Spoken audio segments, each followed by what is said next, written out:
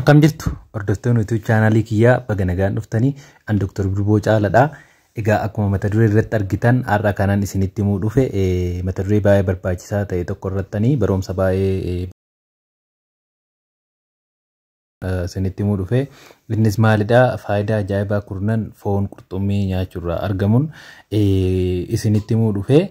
Egaa isinis warri YouTube channel kiyyaaf haaraa taatan baga nagaan dhuftanii YouTube channel kana subscribe gochuudhaan maatii nu ta'a. Hanga dhumaatti nu wajjin tura. Kallattiidhumaan garan barumsa irra qabadhee dhufeettan isin dabarsa. Egaa akkuma beekamu foon qurxummii gosoota nyaataa healthy food yookaan immoo gosoota nyaataa fayya qabeessa yookaan immoo fayyaa namaatiif baay'ee barbaachisoo ta'an keessaa tokkodha. Inumaayyuu yeroo tokko faranjiin the healthiest food jettee waamti. The healthiest food on the planet jettee waamti. Nyaatota fayya qabeessummaa isaanii mirkanaa'e keessaa isa ijoodha. Egaa isa sanaaf iccitii guddaan waan omega 3 yookaan fatty acid omega 3 jedhamu isa of keessaa waan qabuuf irra caalatti haa ta'uti garuu kontentii yookaan immoo dhangaalee nyaataa hedduullee of keessaa qaba. Kanaaf kaamii maali faayidaa dhumti nuti foon qurxummii nyaachuurraa argannu kun maali kan jedhutaan isin dabarsa. Faayidaa tokkoffaan dhangaalee nyaataa hedduudhaan kan badhaadhedha. Foon qurxummii keessatti dhangaalee nyaataa hedduutu argama. Dhangaalee nyaataa sunis kan akka pirootiinii, ayoodiinii, viitaaminoota fi mineraalota garaagaraatiin kan badhaadhedha jechuudha. Keessattuu viitaaminoota wal qabatee viitaamin D hedduminaan of keessaa qaba jechuudha. Viitaamin D nyaata biraa keessatti almost nyaata biraa keessatti nyaanni inni keessa jiru baay'ee xinnaadha jechuudha. Kanaaf viitaamin D kana maalirraa akka argannu ni beektu. Namni baay'anii viitaamin D nyaatarraa osoo hin taane kan inni argamu ifa aduurraa. Caama ganamaa ifa aduurraa keessattuu yeroo ijoollummaa caama aduu keessatti daa'ima baasaallee kan jedhamuuf sanaafidha. Kanaaf viitaamin D maddi viitaamin D inni ijoon ifa aduuti. Haa ta'uti garuu gosa nyaataa keessaa immoo maddi viitaamin D foon qurxummiiti jechuudha. Foon qurxummiiti jechuudha. Egaa keessattuu gosoonni qurxummii keessaa kan baay'ee dhangaalee kanaan badhaadhan faatii fiishii warra ta'an yookaan immoo qurxummii coomtuu keessatti jechuudha. Foon biraa keessatti coomni hin barbaachisu garuu kan qurxummii keessatti foon qurxummii kan warra cooma qabdu kan akka saalmoon fiishii fa'aa kan akka tuunaa fa'aadha jechuudha keessatti kan barbaachisu. So kanaaf faayidaa ijoo fi tokkoffaan dhangaalee nyaataa hedduu fi baay'ee barbaachisoo ta'e hedduu qofa osoo hin taane baay'ee barbaachisoo ta'e waan of keessaa qaba waan ta'eef dhangaalee nyaataa sanirree hir'inni isaa yoo jiraate nyaata kanarraa ni argannaa jechuudha. Kanaaf faayidaa tokkoffaan isaa. Faayidaa lammaffaan carraa dhukkuba onnee fi strookiitiin qabamu keenya decrease godha jechuudha yookaan ni hir'isa. It decreases the risk of heart disease. Egaa foon qurxummii kun healthy food jedhama. Nyaatota onneedhaaf illee healthy ta'edha. Isin egaa sababoota nyaatonni fayya qabeessan ta'in eenyu fa'aa akka ta'e kana dura isinitti himeera.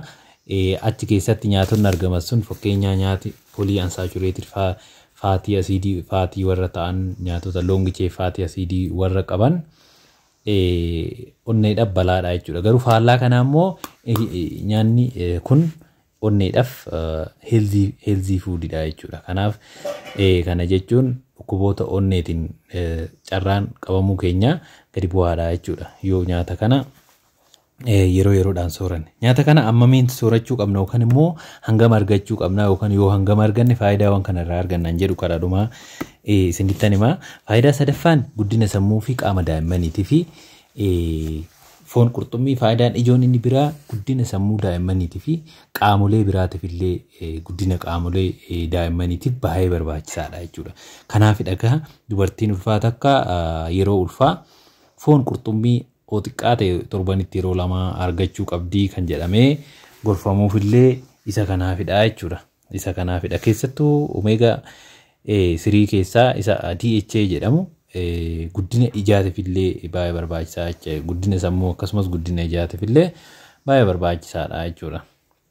Garuu asirratti wanti beekamuu qabu dubartiin yeroo ulfaa nyaatan isaan nyaatan yookaan immoo gosti nyaata qurxummii isaan nyaachuu qaban nyaata meerkurii gadi bu'aa of keessaa qabudha jechuudha. Meerkurii gadi bu'aa warra of keessaa qabu kan akka saalmoon fiishii fa'aadha malee warra high meerkurii kontentii qaban yookaan immoo meerkurii olaanaa warra qaban qurxummiin meerkurii olaanaa warra qaban isaan sun ulfarratti hin gorfamanii jechuudha. Ulfarratti hin gorfamanii jechuudha. Kanaaf warra low content warra ta'an yookaan immoo meerkurii xinnaa warra qaban kan akka saalmoon fa'aa ta'uu qaba jechuudha. Kanaaf faayidaa sadaffaan guddina sammuu fi qaama daa'immaniitii fi faayidaa arfaffaan fayyummaa sammuu fi dandeettii yaadachuu illee ni dabala. Kana jechuun yeroo tokko tokko akkuma umuriin deemuun sammuun namaa eejiingidhaan wal qabatee diklaayin godhaa deemaa. Inni sun egaa dagannaa fa'aallee fiduu danda'a, dhukkuboota biraallee fiduu danda'a jechuudha. Garuu namoonni foon qurxummii kana hedduminaan fayyadaman isa sanillee carraan qabamuu isaanii nama kaan yoo madaalamu gadi bu'aa ta'a jedha qorannoo wayii. So fayyummaa sammuu karaa saniinillee yookaan dagannaa sababa umuriitiin dhufullee ni fooyyessaadha. Faayidaa shanaffaan dipireeshinii yookaan immoo dhiphina yookaan muusa'uu isa jennurree ni hir'isaa. Akkasumas immoo qorichoota isaaf kennama wajjiniin yoo fudhataman qorichoota fakkeenyaa antidipiresaantiin jira. Antidipiresaantiin sun foon qurxummii wajjinillee yeroo fudhatame potensiisaa yookaan immoo cimini qoricha sanaa ni dabalaa jechuudha. Kanaaf dhiphina yookaan dipireeshinii kanallee ni wayyeessa akkasumas immoo ni ittisa jechuudha. Faayidaa inni ja'affaan madda nyaataa viitaamin D'ti. Madda nyaataa ijoo viitaamin D'ti. Ishii kana gaa duraan isinitti himeen ture keessattuu saalmoon fiishiin madda nyaataa viitaamin D'ti. Viitaamin D'n kun egaa wanna biraatirraa hin argamu. Ifa aduu qofarraa argama ture. Haa ta'uti garuu gosoota nyaataa keessaa immoo nyaata qurxummii kana keessatti argama jechuudha. Nyaata qurxummii kana keessatti argama jechuudha. Faayidaa torbaffaan carraa dhukkuboota autoimmune disease jedhaman kan akka dhukkuba gosa sukkaaraa type 1 DM faallee ittisuu ni danda'a jedhama. Autoimmune disease jechuun gaa dhukkuboota sirni madinummaa nama tokko qaamuma isaa keessaa tokko wayii filee akka qaama alagaatitti ilaalee kan loluunii jechuudha. Inni sun dhukkuboota autoimmune disease yookaan immoo akka ofii loluu jechuudha. So dhukkuboota akkasii fakkeenya kan akka dhukkuba sukkaaraa gosa tokkoffaa type 1 DM jedhu usually daa'imman irratti happen kan godhu isa sanillee hanga tokko ni ittisa jechuudha. Faayidaan saddeettaffaan asmaa daa'imman irratti ni ittisaadha. Foon qurxummii kana daa'immanii fi akkasumas yeroo ulfaa dubartoonni yoo fayyadaman erga dhalattee illee immoo daa'imti sun foon qurxummii reegulaarlii kan argattoo taate carraan daa'imti sun dhukkuba asmaatiin qabamuu ishee daa'imman kaan yoo madaalamu gadi bu'aadha jechuudha. Faayidaa salgaffaan dadhabina ijaa sababa umuriitiin dhufu. Dadhabina ijaa duratti sababa umuriitiin kan dhufu dagannaa sababa umuriitiin dhufu akka hir'isunitti himeen ture. Amma immoo dadhabina ijaa sababa umuriitiin dhufu yookaan immoo age related macular degeneration kan jedhamu jira. Age related macular degeneration kanarree kaa ni ittisaa jechuudha. Namoonni reegulaarlii waan kana argatan isa saniifillee faayidaa sanallee ni argatu jechuudha. Faayidaa kurnaffaa fi kan dhumaa qulqullina hirriibaa namaarree ni eegaa jechuudha.